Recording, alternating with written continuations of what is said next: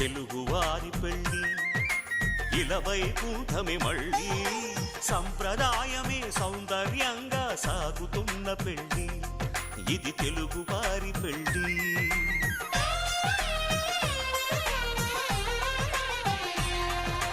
తెలుగువారి పెళ్ళి ఇలవైకుంఠమే మళ్ళీ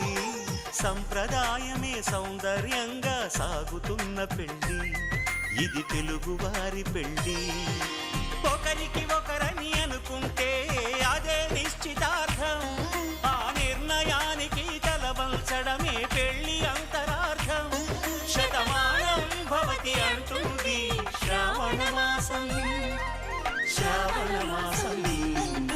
శ్రావణ మాసం తెలుగువారి పెళ్ళి